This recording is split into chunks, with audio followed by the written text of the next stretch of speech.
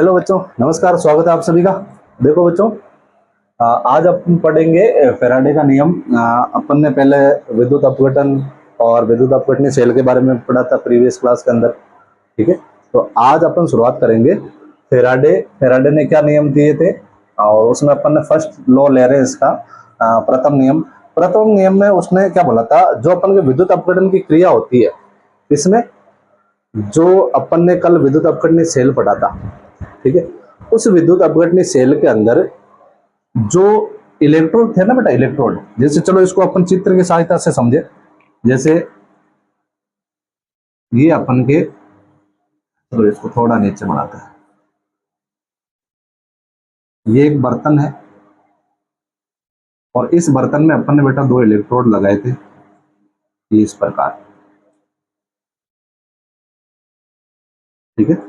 और ये अपन ने प्लस बनाया, ये अपन ने माइनस बनाया। इसके अंदर कॉपर सल्फेट का विलयन डाला था और ये जो अपन के इलेक्ट्रोड लगाए थे वो बेटा अपन के कॉपर के ही लगाए थे, ठीक है ना। अब फैराडे क्या बोलता है?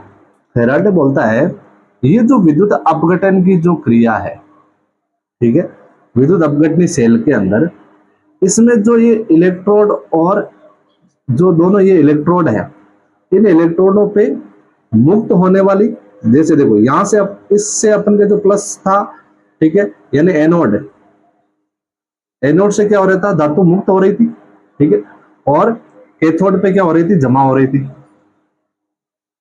ठीक है। एनोड पर मुक्त हो रही थी, कैथोड पे जमा हो रही थी। तो मुक्त होने वाले पदार्थ की मात्रा और एकत्रित होने वाले पदार्थ की मात्रा, ध्यान रखना, मुक्त होने वाले पदार्थ की मात्रा और एकत्रित होने वाले पदार्थ की मात्रा हमेशा इसमें जो प्रवाहित जो आवेश है, ठीक है, उसके हमेशा समानुपाती होता है। यानी विद्युत अपघट्य जो सॉरी अपन ने जो विद्युत अपघटन की क्रिया थी, उस विद्युत अपघटन की क्रिया में जो पदार्थ मुक्त हो रहा था और जो पदार्थ एकत्रित हो रहा था, वो पदार्थ की मात्रा हमेशा उसमें प्रवाहित आवेश की मात्रा के हमेशा क्या रहेगी, समानुपाती रहेगी, ठीक है ना। तो ये था अपन का प्रथम नियम, बिल्कुल इजी तरीके से बता रहा हूं आपको मैं। तो देखो पहले अपन इसको लिखते हैं, ठीक है, यानी विद्युत अपघटन की क्रिया में, विद्युत अपघटन की क्रिया में, विद्युत अपघटन की क्रिया में इलेक्ट्रोडों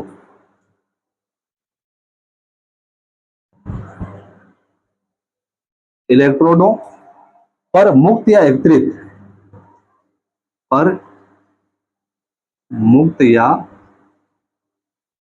एकत्रित होने वाले पदार्थ की मात्रा, पदार्थ की मात्रा, जिसको अपन प्रदर्शित करेंगे बेटा W से, यानी वेट, पदार्थ की मात्रा उस सेल में प्रवाहित होने वाले आवेश, यानी Q, छोटा Q भी लिख सकते हैं, Q के समानुपाती होता है, के समानुपाती होता है। यानी अपन उसमें जितना ज्यादा आवेश प्रवाहित करेंगे उतने ही पदार्थ की मात्रा क्या होगी बेटा, मुक्त और एकत्रित होगी। तो इसको मैं इस प्रकार लिख सकता हूं, W समानुपाती Q, ठीक है। और अब आपने एक फिजिक्स का नियम पढ़ा होगा बेटा, आवेश इक्वल टू होता है बेटा धारा इंटू समय, यानी I इंटू टी। तो Q बराबर क्या हो जाएगा, IT हो जाता है। इस Q को मैं यहां रख दूं, ठीक है, तो W समानुपाती क्या हो जाएगा, IT हो जाएगा, ठीक है। अब आपको पता है समानुपाती को चिन्ह को तो अपन को हटाना ही पड़ेगा ना, ठीक है। और समानुपाती चिन्ह को हटाने के लिए मैंने बेटा यहाँ स्थिरांक यूज लिया Z, और ये हो गया बेटा IT, ठीक है। ये जो जेड है, ठीक है, वो क्या अपन के एक स्थिरांक है, और ये यहाँ पे क्या काम कर रहा है बेटा, जो जेड है ना, यहाँ जेड, वो अपन के विद्युत रासायनिक तुल्यांक है, विद्युत रासायनिक तुल्यांक, ठीक है, विद्युत रासायनिक तुल्यांक। अब आप इसको इस प्रकार भी लिख सकते हो, W is equal to Z I T, या इसको इस प्रकार भी लिख सकते हो, आई टी की जगह क्यू लिख दो आप directly, W is equal to Z Q. ये है बेटा अपन के फेराडे का प्रथम नियम, ठीक है, कोई ज्यादा हैवी नहीं है। अब एक चीज देखो आप, ये W is equal to Z Q हो गया। यदि मैं इस विद्युत अपघटनीय सेल के अंदर, ठीक है, यदि मैं एक कूलाम धारा प्रवाहित करूं, कितनी आवेश कितना प्रवाहित करूं इसके अंदर में, एक कूलाम, कितना, एक कूलाम प्रवाहित करूं, तो क्या होगा, कहने का मतलब है यदि Q इजिकल टू एक कूलाम ले अपन, ठीक है, तो क्या हो जाएगा बेटा, Q का मान कितना आ रहा है, एक है, तो W इजिकल टू क्या हो जाएगा अपन के Z, यानी जो पदार्थ की मात्रा है, ठीक है, वो विद्युत रासायनिक तुल्यांक की क्या हो जाती है, अपन के बराबर हो जाती है, ठीक है, या फिर जो पदार्थ की मात्रा है वही अपन के क्या कहलाती है, विद्युत रासायनिक तुल्यांक कहलाती है, ठीक है। तो इसकी मैं आपको डेफिनेशन लिख दूं, डेफिनेशन ये रहेगा, अतः किसी विद्युत अपघटे, किसी विद्युत अपघटे के जलीय विलयन, किसी विद्युत अपघटे के जलीय विलयन में एक कूलाम, कितनी, एक कूलाम आवेश प्रवाहित करने पर इलेक्ट्रोनों पर मुक्त या एकत्रित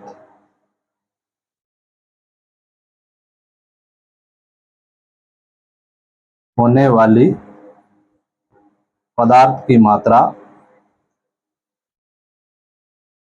पदार्थ की मात्रा ही उसका विद्युत रासायनिक तुल्यांक कहलाता है, ये उसका विद्युत रासायनिक तुल्यांक कहलाता है। ये तो हो गया बेटा अपन के फेराडे का प्रथम नियम, यानी इलेक्ट्रोनों पे जो मुक्त होने वाले और एकत्रित होने वाले पदार्थ की मात्रा है, उसमें जो प्रवाहित आवेश है उसकी मात्रा का हमेशा क्या होगा, समानुपाती होगा। यदि इसमें अपन एक कूलाम धारा प्रवाहित करें, तो एक कूलाम धारा प्रवाहित करने पर जो अपन के पदार्थ की मुक्त होने वाले, जो एकत्रित होने वाले पदार्थ की जो मात्रा है, उसको अपन विद्युत रासायनिक तुल्यांक बोलते हैं, ठीक है। ये तो हो गया बेटा अपन के प्रथम नियम, ठीक है। आप इसका स्क्रीनशॉट लो, उसके बाद में अपन लेते हैं सेकंड नियम इसका। अब देखो बेटा द्वितीय नियम, द्वितीय नियम क्या है, या दूसरा नियम,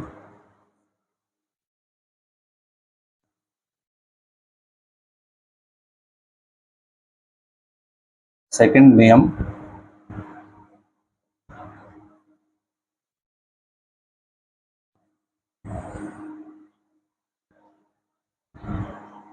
ठीक है। सेकंड नियम क्या रहेगा, सेकंड नियम ये बोलता है बेटा कि अपन को क्या करना है, दो अलग अलग प्रकार के विलयन लेना है बेटा, ठीक है। एक तो ये ले लिया, एक और ले लेते हैं अपन, चलो इसके नीचे ले लेते हैं अपन इसका, एक तो ये ले लिया और एक और ले लेते हैं अपन, इसमें भी अपन ने इलेक्ट्रोड लगा दिए,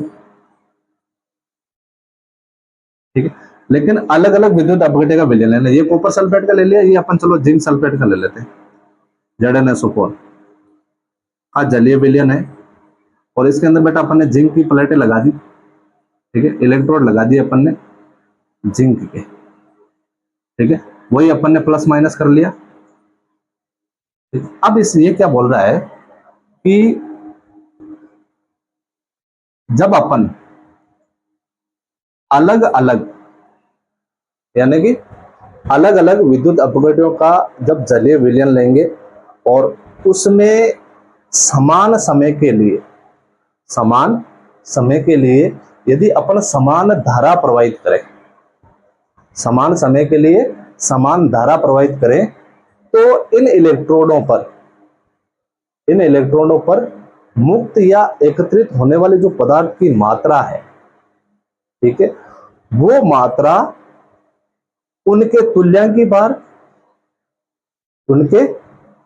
बार या विद्युत रासायनिक तुल्यांक, जिसको अपन ने जेड बोला था, ठीक है, उसके हमेशा क्या होती है बेटा, समानुपाती होता है।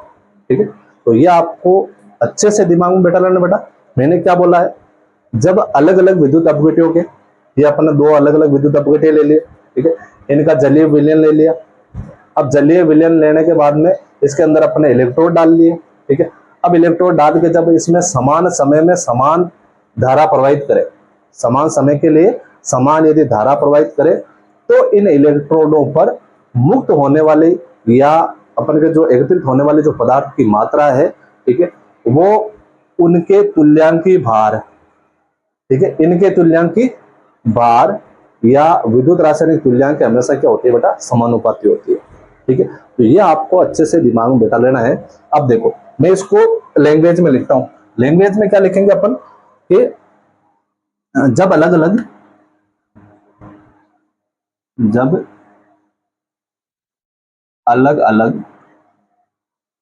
विद्युत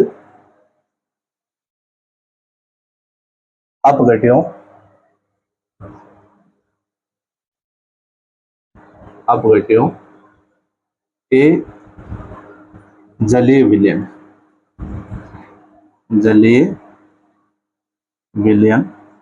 ठीक है, अलग अलग क्या किया बेटा अपन के विद्युत अपघटनों के जलीय विलयन में समान समय के लिए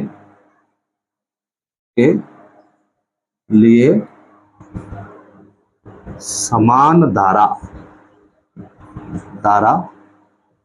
प्रवाहित, समान समय के लिए समान धारा प्रवाहित करने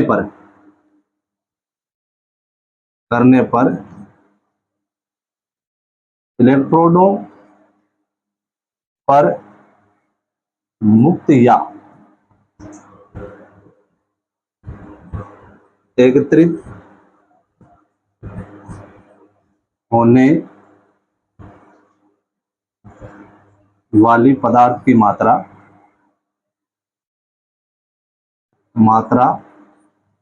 उसके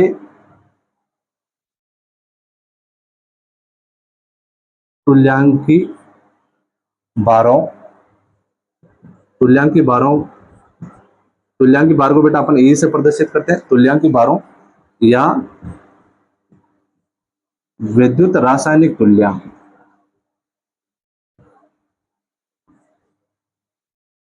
तुल्यांक, जिसको अपन जेड बोलते हैं, के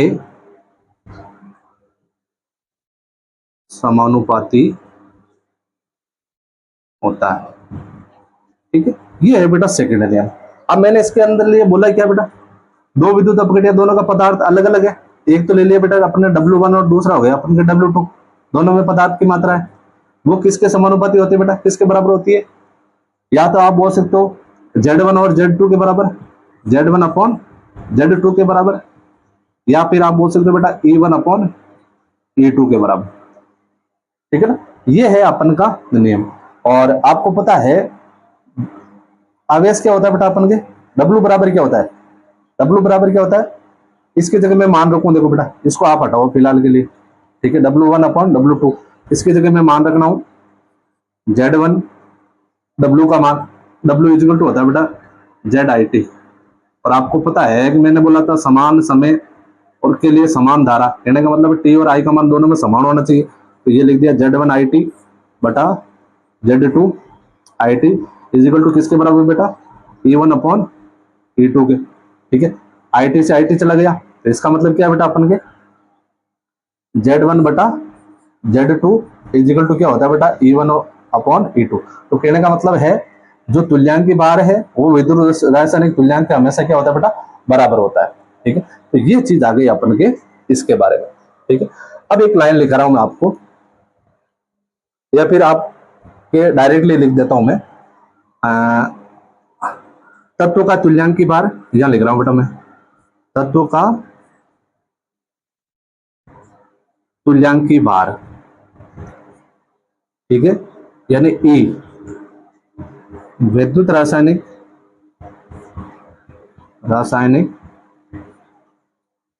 तुल्यांक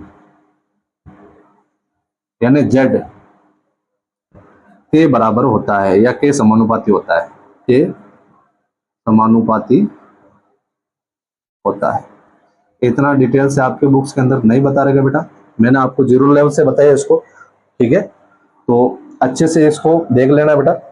अब देखो बेटा, एक चीज है अपन के कि मैंने क्या बोला है कि तत्व का भार, ठीक है, विद्युत रासायनिक तुल्यांक के समानुपाती होता है, यानी ई समानुपाती क्या है बेटा, अपन के जेड है, इसको लिख दिया मैंने ई समानुपाती जेड।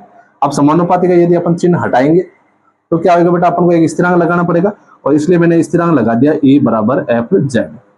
ठीक है, क्योंकि फेराडे ने दिया तो कुछ तो इसका नाम करेंगे ना भाई। ठीक है, और ये जो एफ है वो है बेटा अपन के फेराडे, फेराडे।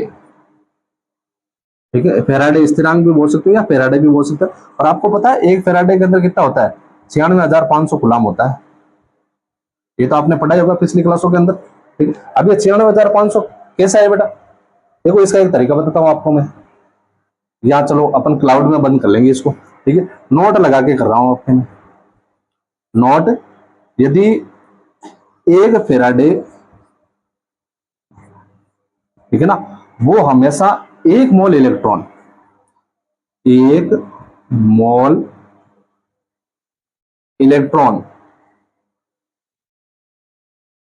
का कुल आवेश होता है बेटा, एक मोल इलेक्ट्रॉन का कुल आवेश। ठीक है, अब आपको पता है एक मोल में अणुओं की संख्या कितनी होती है, 6.022 इंटू 10 की घात 23 होती है। ठीक है, और इलेक्ट्रॉन पर आवेश कितना होता है अपन के, 1.602 इंटू 10 की पावर कितना रहेगा, -19 रहेगा ना।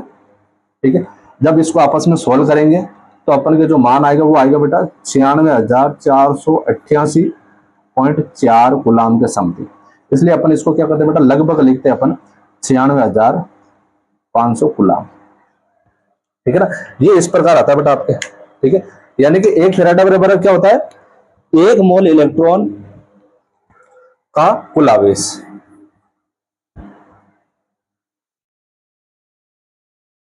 ठीक है ना, ये चीज आ गई अपन के। तो ये हो गया बेटा अपन के सेकंड नियम। अब इसके कुछ छोटे मोटे क्वेश्चन है वो देख लेते हैं अपन, उसके बाद में अपन, चलो एक बार इसका स्क्रीनशॉट लो, उसके बाद में अपन नेक्स्ट छोटे मोटे क्वेश्चन करते हैं इसके। अब देखो बेटा इसमें क्वेश्चन किस प्रकार के बनते हैं, देखो जैसे मैं नोट लगा के एक चीज लिख रहा हूं, नोट क्वेश्चन आ गया आपके कि कोई भी आपको एक अभिक्रिया दे दी। ठीक है, चलो मैं इसे लिख देता हूं, मैग्नीशियम +2 2 इलेक्ट्रॉन। ठीक है, तो इसमें चेंज हो जाएगा बेटा, ये अपन के ये मैग्नीशियम में चेंज होता है। ठीक है, एक अभिक्रिया मैंने ये दे दी, एक अभिक्रिया और दे देता हूं मैं आपको। चलो ये अभिक्रिया कर लेते हैं अपन के एल्यूमिनियम +3 इलेक्ट्रॉन, और चेंज हो रहा है बेटा अपन के एल्यूमिनियम। ठीक है, ऐसी अभिक्रिया दे दी। अब आपको क्वेश्चन पूछ लिया जाए कि इस अभिक्रिया में प्रवाहित आवेश का मान फेराडे में बताइए। ठीक है, यानी इसमें कितने फेराडे आवेश प्रवाहित हो रहा है, इसमें कितने फेराडे आवेश प्रवाहित हो रहा है। ठीक है, तो अपन को क्या करना है बेटा, यदि ऐसी अभिक्रिया आ जाए तो सीधी सिंपल सी बात है बेटा, मैंने अभी एक थोड़ी देर पहले एक चीज बोली थी कि एक फेराडे बराबर क्या होता है, एक फेराडे, फेराडे को आपसे प्रदर्शित कर रहा हूं मैं, यानी कि एक मोल इलेक्ट्रॉन का कुल आवेश के बराबर होता है बेटा। ठीक है, अब देखो इसके अंदर कितने मोल इलेक्ट्रॉन आवेश हो रहा है बेटा, 2 मोल हो रहे हैं, यानी यदि सिर्फ इलेक्ट्रॉन रहता तो 1 मोल होता, 2 है तो इसका मतलब क्या है, 2 मोल इलेक्ट्रॉन है। ठीक है, तो बिल्कुल सिंपल हो गया ना बेटा, यानी कि इसमें कितने इलेक्ट्रॉन हो गए, कितना आवेश प्रवाहित हो रहा है बेटा, 1 मोल इलेक्ट्रॉन का कुल आवेश होता है बेटा 1 फेराड है, तो 2 है तो इसमें कितने हो जाएंगे अपन के, 2 फेराड आवेश हो जाएगा। ठीक है ना, इस प्रकार आपको निकालना है। अब इसमें देखो आप, इसमें भी यही रहेगा ना, 1 फेराड इक्वल टू क्या होता है बेटा, अपन के 1 मोल इलेक्ट्रॉन्स का कुल आवेश। ठीक है, इसमें कितने इलेक्ट्रॉन है, 3 मोल इलेक्ट्रॉन है, तो कितना आवेश हो जाएगा इसका, 3 फेराडे। एक तो होता है बेटा ये क्वेश्चन। ठीक है, क्योंकि आपको पता है कि मैग्नीशियम को, मैग्नीशियम धातु बनने के लिए इसमें कितने मोल इलेक्ट्रॉन चाहिए बेटा, इसको 2 मोल इलेक्ट्रॉन चाहिए। ठीक है, तो आप इसको इस प्रकार भी लिख सकते हो कि भाई 1 मोल मैग्नीशियम +2 को आयन को मैग्नीशियम में धातु बनने के लिए कितने मोल इलेक्ट्रॉन चाहिए, 2 मोल इलेक्ट्रॉन चाहिए। ये लाइन में नीचे लिख रहा हूं बेटा इसमें, ताकि आपको आसानी से समझ में आ जाए कि 1 मोल, 1 मोल मैग्नीशियम आयन को मैग्नीशियम धातु बनने के लिए 2 मोल इलेक्ट्रॉन चाहिए। ठीक है ना, अब इसमें देखो बेटा, इसमें लिख देते हैं अपन कि 1 मोल एल्यूमिनियम आयन को एल्यूमिनियम धातु बनने के लिए, बनने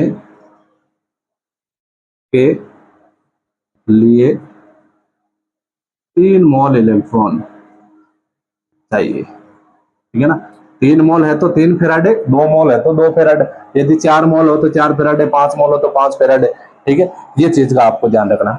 अब एक चीज आपको बता दूं, नोट लगा के लिख रहा हूं बेटा, भारत के अंदर कोई भी धातुओं का यदि आप उसमें व्यवसायिक उत्पादन करना होता है, ठीक है, तो भारत के अंदर बेटा अधिकतम जो उच्च ऊर्जा है वो 50,000 एम्पियर तक काम में ली जाती है, यानी कि 1 सेकंड में कितनी धारा, 50,000।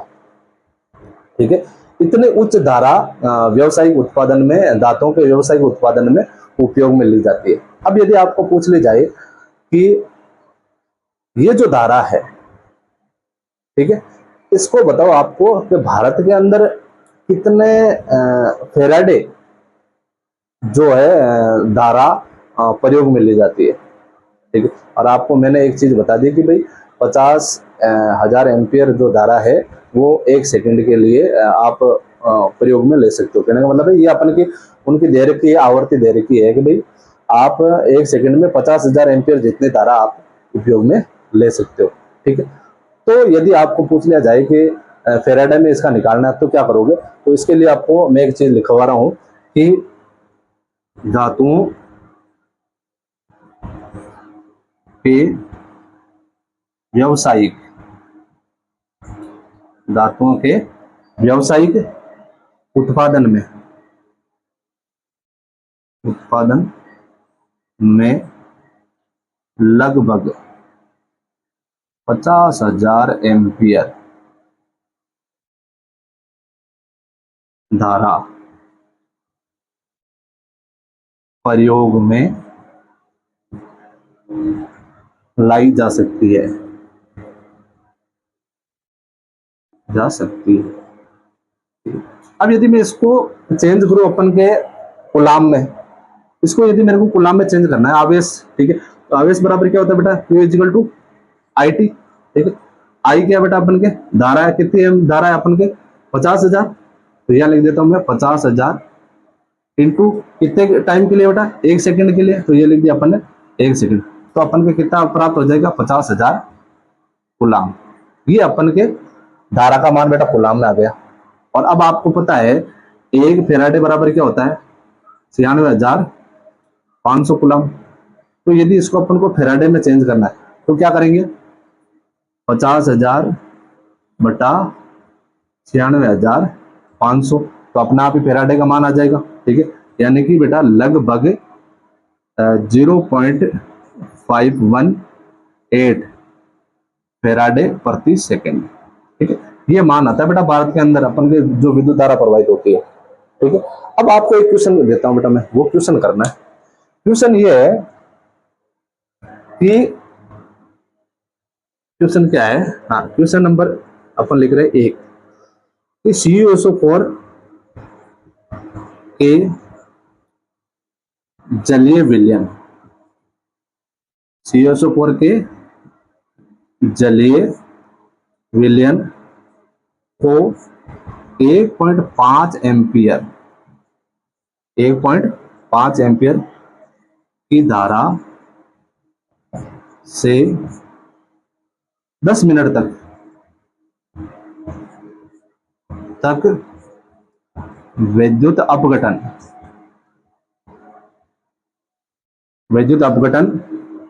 किया गया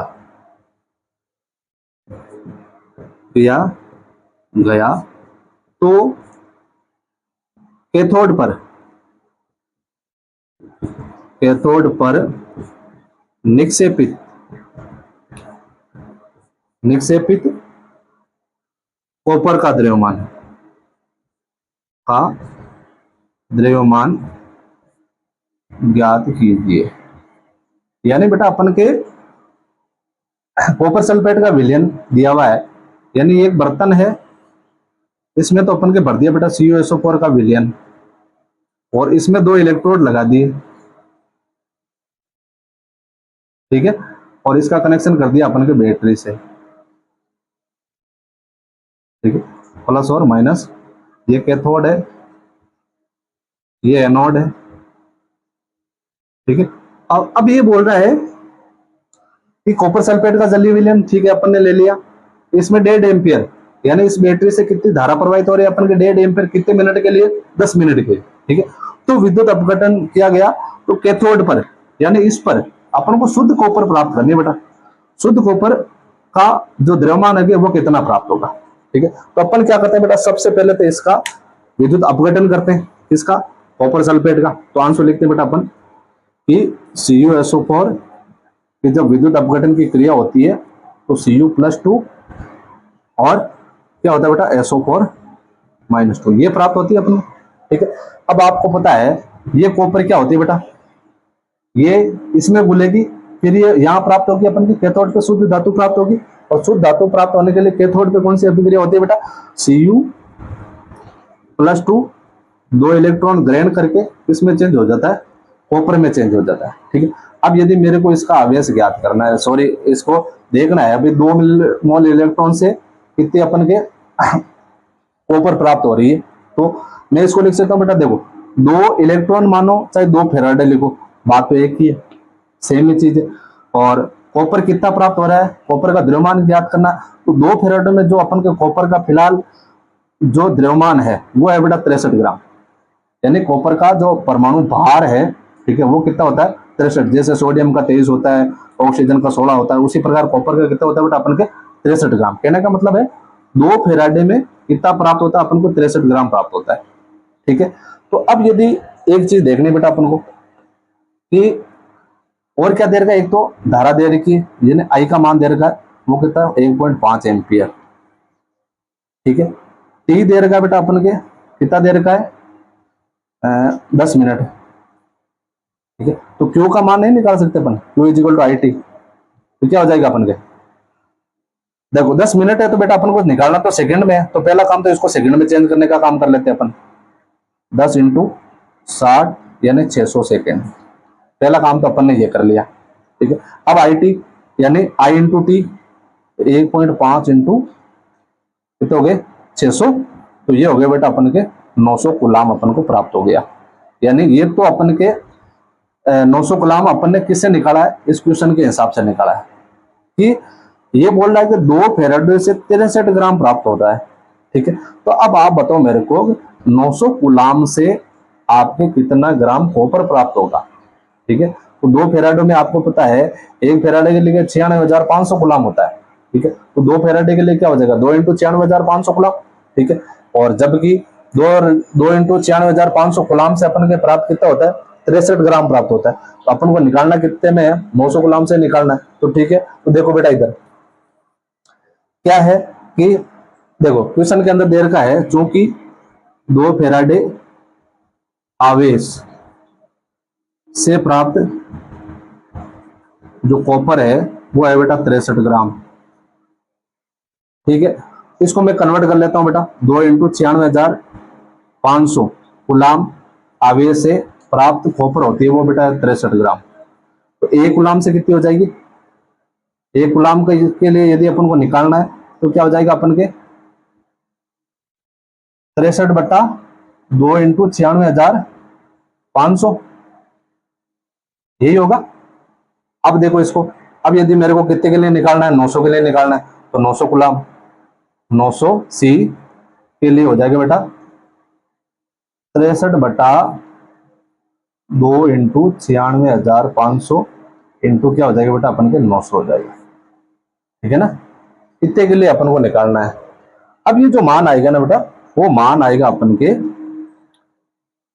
यहां लिख रहा हूं मैं बराबर, इसका जो आंसर आएगा वो आएगा अपन को बेटा 0.2938 ग्राम, ठीक है ना। ये इसका आंसर आएगा। अब कैसे निकाला वो समझ में आ गया। कॉपर सल्फेट का जलीय विलयन था, कॉपर सल्फेट का अपन ने जलीय विलयन बनाया, उसमें विद्युत धारा प्रवाहित करी तो आयनों में वो टूटा। अब अपन को शुद्ध कॉपर प्राप्त चाहिए तो अपन ने क्या किया, उसे कैथोड पे जो अपन की क्रिया होती है Cu+2 2 इलेक्ट्रॉन ग्रहण करके कॉपर में चेंज हुआ, तो अपन को पता चला है बट 2 फेराडे आवेश से अपन के 63 ग्राम प्राप्त होती है बेटा, ठीक है। और अपन को कितने टाइम के लिए करना है, अपन को 1.5 एम्पियर 10 मिनट के लिए करना है, तो अपन के कूलम प्राप्त हो गए बेटा 900 कूलम। अब 2 फेराडे आवेश से प्राप्त होते हैं बेटा 63 ग्राम, तो कूलम 2 × 96,500 कूलम से 63 ग्राम प्राप्त हो जाएगी। तो 1 कूलम से कितना हो जाएगा 63 बटा ये, और उसके बाद अपन को कितने के लिए निकालना, 900 के लिए निकालना, तो ये 900 के लिए अपन करेंगे इनको 900 कर देंगे तो इसका मान आ जाएगा, ठीक है। ये है बेटा अपन के फेराडे का प्रथम और द्वितीय नियम, ठीक है। आपको उम्मीद करूंगा अच्छे से समझ में आ गया होगा। यदि समझ में आया है तो लाइक कमेंट जरूर करें, ठीक है। और मिलते हैं बेटा अपन नेक्स्ट क्लास के अंदर।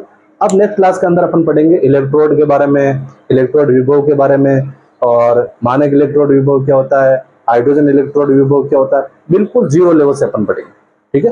तो मिलते हैं बेटा अपन नेक्स्ट क्लास में। Thank you, visit again.